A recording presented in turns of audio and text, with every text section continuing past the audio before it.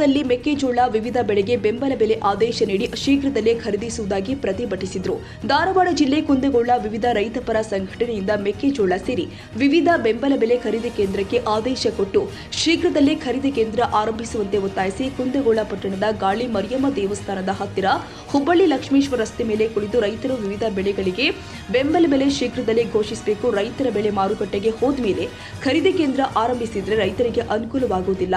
ಬೇರೆ ಖರೀದಿ ಕೇಂದ್ರ ಆರಂಭಿಸುವಂತೆ ಸಾವಿರ ರೈತರಿಂದ ಒತ್ತಾಯಿಸಿ ಪ್ರತಿಭಟನೆ ಮಾಡಲಾಗಿದೆ. ಇದರ ಜೊತೆಗೆ ನಮ್ಮ ಹೊಲ ಮತ್ತು ನಮ್ಮ ರಸ್ತೆ ನಿರ್ಮಿಸಿಕೊಡುವಂತೆ ಸ್ಥಳೀಯ ಶಾಸಕರು ಆಗಿರುವಂತಹ ಎಂಆರ್ ಪಾಟೀಲ್ ಅವರಿಗೆ ಮನವಿ ಸಲ್ಲಿಸಲಾಗಿದೆ. ಹಾಗೂ ಕುಂದಗೋಳ ತಹಸೀಲ್ದಾರ್ ರಾಜು ಮಾಳಕರ್, ಕೃಷಿ ಅಧಿಕಾರಿ ಭಾರತಿ ಮೆಣಸಿನಕಾಯಿ ಸಮ್ಮುಖದಲ್ಲಿ ಎಲ್ಲರಿಗೂ ಪ್ರತಿಭಟಿಸಿ ಮನವಿ ಸಲ್ಲಿಸಿದರು. ಕೃಷಿ ಸಮಾಜ ನವದೆಹಲಿಯ ರಾಜ್ಯಾಧ್ಯಕ್ಷರಾಗಿರ್ತಕ್ಕಂಥ ಮಾಣಿಕ್ಯ ಚಿಲ್ಲರವರು ನಮ್ಮ ರೈತ ಹೋರಾಟದ ನಮ್ಮ ಮನವಿ ಏನದ, ನಮ್ಮ ಬೇಡಿಕೆಗಳು ಏನದವ ಎಲ್ಲ ಬೇಡಿಕೆಗಳನ್ನ ಮಾನ್ಯ ಶಾಸಕರಾಗಿರ್ತಕ್ಕಂಥ ಜನಪ್ರಿಯ ಶಾಸಕರಾಗಿರ್ತಕ್ಕಂಥ ಎಂಆರ್ ಪಾಟೀಲ್ ಅವರಿಗೆ ಹಾಗೂ ಈ ತಾಲೂಕಿನ ದಂಡಾಧಿಕಾರಿಯಾಗಿರ್ತಕ್ಕಂಥ ರಾಜು ಮಾರ್ಕರ್ ಸರ್ ಅವರಿಗೂ ಕೂಡ ಮನವಿ ಸಲ್ಲಿಸುವ ಮುಖಾಂತರ ಇದನ್ನ ಕೇಂದ್ರ ಸಚಿವರಾಗಿರ್ತಕ್ಕಂಥ ಪ್ರಹ್ಲಾದ್ ಜೋಶಿ ಅವರಿಗೂ ಹಾಗೂ ನಮ್ಮ ಧಾರವಾಡ ಜಿಲ್ಲಾ ಉಸ್ತುವಾರಿ ಸಚಿವರಾಗಿರ್ತಕ್ಕಂಥ ಸಂತೋಷ್ ಲಾಡ್ ಅವರಿಗೂ ಮತ್ತು ಮಾನ್ಯ ಮುಖ್ಯಮಂತ್ರಿಗಳು ಕೂಡ ಮುಟ್ಟಿಸುವಂತಹ ವ್ಯವಸ್ಥೆಯನ್ನು ಅವರು ಮಾಡಬೇಕಂತ ಅವರಲ್ಲಿ ಕೇಳ್ಕೊಳ್ತಾ ಇದ್ದೀನಿ.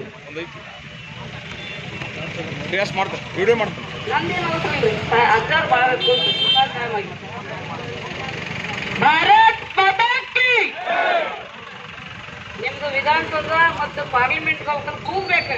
ರೈತ ಇಷ್ಟೊತ್ತನ ಏನ್ ಹೇಳಿದ್ರಲ್ಲ, ಯಾರ ಸಂಬಂಧ ಕುಂತೇವಿಲ್ಲ, ನಮ್ಮೆಲ್ಲರಿಗೋಸ್ಕರ ಕುಂತೇವಲ್ಲ. ಭಾರತ್ ಮಾತಾ ಕಿ ಜೈ ಜವಾನ್, ಜೈ ಜವಾನ್, ಬೇಕೇ ಬೇಕು, ಬೇಕೇ ಬೇಕು, ಯಾತಕ್ಕಾಗಿ ಹೋರಾಟ. ಶ್ರೀ ಆದಿಶಕ್ತಿ ಗಾಳಿ ಮರಿಯಮ್ಮ ದೇವಿಗೆ ಶರಣೆಂದು ನಮ್ಮ ಏನು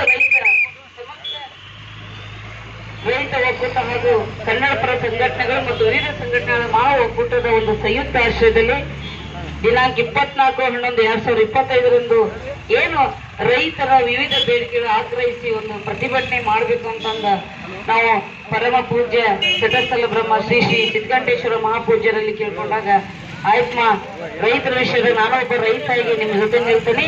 ರೈತರು ಕುಂದಗೋಳ ತಾಲೂಕು ಬಹಳಷ್ಟು ತೊಂದರೆಗಳದಾವು, ಅದು ಧ್ವನಿ ಎತ್ತಕತ್ತಿರಂದ್ರೆ ನನ್ನ ಸಹಕಾರ ನಿಮ್ ಜೊತೆಗೆ ಐತಂತ ಪರಮ ಪೂಜ್ಯರು ಇವತ್ತು ಎಷ್ಟು ಬೇಗ ಬೆಳಗ್ಗೆ 9 ಗಂಟೆಗೆ ನನಗೆ ರೆಡಿ ಐತ್ರಿ ನಿಮ್ದು ಅಂತ ಕೇಳಿದ್ರು. ನಮ್ಗೆ ನಿಜವಲ್ಲ 10 ಅಂದ್ರೆ ಪರಮ ಪೂಜ್ಯರು ನಮ್ಗೆ 9 ಗಂಟೆಗೆ ಫೋನ್ ಮಾಡಿ ಕೇಳಿದ್ರ. ಧನ್ಯವಾದಗಳು. ನಮ್ಮೆಲ್ಲ ರೈತ ಒಕ್ಕೂಟದ ಪರವಾಗಿ ಪೂಜ್ಯರ ಪಾದಗಳಿಗೆ ಶರಣಾರ್ಥಿಗಳು. ಅದೇ ರೀತಿಯಾಗಿ ಹಗಲೆನ್ನದೇ ರೈತರ ಉಸಿರೇ ನನ್ನ ಉಸಿರೆಂದು ಪಕ್ಕದ ತಾಲೂಕಿನ ಲಕ್ಷ್ಮೇಶ್ವರ ಗ್ರಾಮದಲ್ಲಿ ನಿರಂತರವಾದಂಥ ರೈತ ಹೋರಾಟ ವೇದಿಕೆಗೆ ತಮ್ಮ ಇಡೀ ತನಮನವನ್ನು ಅರ್ಪಿಸಿ ಕುಂದಗೋಳ ತಾಲೂಕದ ರೈತರ ವ್ಯವಸ್ಥೆಯ ಬಗ್ಗೆ ತುಂಬಾ ನೋವಿನಿಂದ 1-2 ಮಾತು ಹೇಳಿದ್ರು ನನ್ನ ಬಸವಣ್ಣಜ್ಜವರು. ಅವ್ರ ಅಪ್ಪರ ನಿಮ್ ನೇತೃತ್ವದಲ್ಲಿ ನಾವು ಕಾರ್ಯಕ್ರಮ ಮಾಡ್ಬೇಕಂದಾಗ ಯಾರು ಬೇಡ ಅಂತಾರವಾ, ನಾವು ಮಠಗಳಿರೋದ ರೈತರಿಂದ, ನೀವೆಲ್ಲರೂ ದಿನ ಹೋಗಿ ದಾಸೋಹ ಮಾಡಕ್ಕಾಗ್ಲಕ್ಕ ಇವತ್ತು ಬಸ್ ಸ್ಟ್ಯಾಂಡ್ಗೆಲ್ಲ ಬರಕ್ ನೀವು ಕೊಟ್ಟರೆ ಆ ತೆರಿಗೆ ಹೆಸರು ರೈತರ ಹೆಸರಲ್ಲೇ ನಾವು ಇವತ್ತು ದಾಸೋಹ ಮಾಡ್ತೀವಿ ಅಂತಕ್ಕಂಥ ಪರಮ ಪೂಜ್ಯ ನಮ್ಮ ನಿಮ್ಮೆಲ್ಲರ ಅಚ್ಚುಮೆಚ್ಚಿನ ಅಭಿನವ ಶ್ರೀ ಶ್ರೀ ಬಸವಣ್ಣಜ್ಜನವರ ಪಾದರಂಗಳಿಗೆ ಕೇಳ್ಕೊಂಡು ಅವರು ಕೂಡ ಮನಸ್ಪೂರ್ವಕ ಬಂದು ಈ ಹೋರಾಟಕ್ಕೆ ಬೆಂಬಲ ಕೊಡ ಅವರಿಗೂ ಕೂಡ ತುಂಬ ಹೃದಯದ ಶ್ರೇಷ್ಠಾಂಗ ನಮಸ್ಕಾರಗಳು. ಹಾಗೆ ಚಪ್ಪಾಳೆ ಹೊಡೋದಕ್ಕೂ ಏನು ಕಂಜೂಸ್ತನ ನಮ್ಮ ರೈತರಲ್ಲಿ ಬಹಳ ಬೇಜಾರಾಕೈತಿ. ಆಮೇಲೆ ಏನು ಮೊನ್ನೆ ಶನಿವಾರ ದಿವಸ ಶುಕ್ರವಾರ ದಿವಸ ಪತ್ರಿಕಾಗೋಷ್ಠಿ ಮುಗಿದ ತಕ್ಷಣ ಮಾನ್ಯ ದಂಡಾಧಿಕಾರಿಗಳ ತಿಳಿದೆ, ಸಾಹೇಬ್ರೆ ನಮ್ಮ ಕುಂದಗೋಳ ತಾಲೂಕದ ಬಹಳಷ್ಟು ರೈತರ ತೊಂದರೆಗಳಿದಾವು, ನೀವು ಸಂಬಂಧಪಟ್ಟ ಅಧಿಕಾರಿಗಳನ್ನ, ಲೇಡಿ ಬ್ಯಾಂಕಿನವ್ರನ್ನ, ಎಲ್ಲ ಖರೀದಿಕಾರರ ಏನ್ ಖರೀದಿ ಕೇಂದ್ರಗಳು ಅವನ್ನೆಲ್ಲ ಕರೆಸಬೇಕು, ಕೃಷಿ ಇಲಾಖೆದವ್ರಿಗೆಲ್ಲಕ್ಕಿಂತ ನಾನು ಮೌಖಿಕವಾಗಿ ಅವರಲ್ಲಿ ಕರೆಯನ್ನ ಕೇಳ್ಕೊಂಡಾಗ ಆಯ್ತ್ರಿ ನಾವು ಬರ್ತೇವೆ ಮಾತಾಡ್ತೀನಿ ಅಂತ ಹೇಳಿದ್ರು ಸಾಹೇಬ್ರು. ಆ ಮಾತಿನ ಪ್ರಕಾರ ಬಂದಿದ್ದಾರೆ.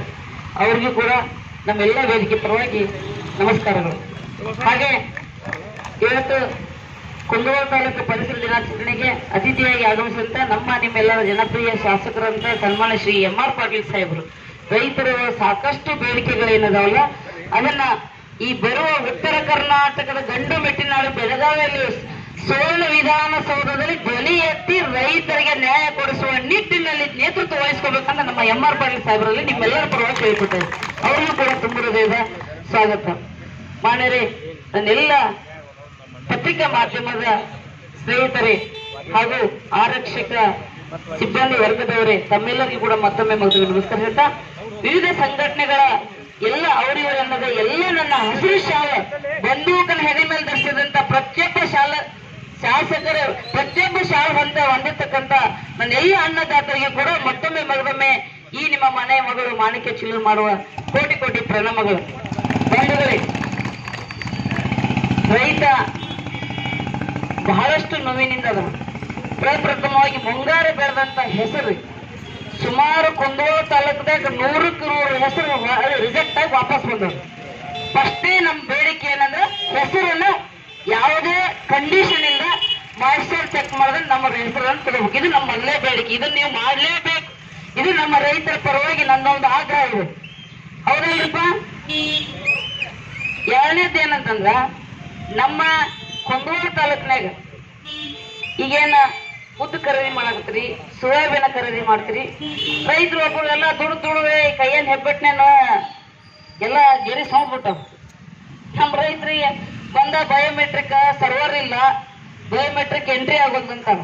ಒಂದೇ ಸಲ ಬಂದು ಏನ್ ಮಾಡ್ಬೇಕು, ಬಯೋಮೆಟ್ರಿಕ್ ಎಂಟ್ರಿ ಮಾಡಿಸ್ಬೇಕು, ದಾಖಲೆಗಳು ತಗೊಂಡ್ಬಂದು ಅಲ್ಲಿ ಕಾಯ್ಬೇಕು. ನಮ್ಮ ಸಂಸ್ಥೆ ಬೆಳೆ ರಕ್ಷಕ ರೈತ ಸಂಘದ ತಾಲೂಕು ಅಧ್ಯಕ್ಷ 8 ದಿನ ಕಾದಾರಂತ. ಅವ್ರ ಮೊನ್ನೆ ಹೇಳ್ಕೊಡ್ರು ನಮ್ಮ ಅನುಭವನ.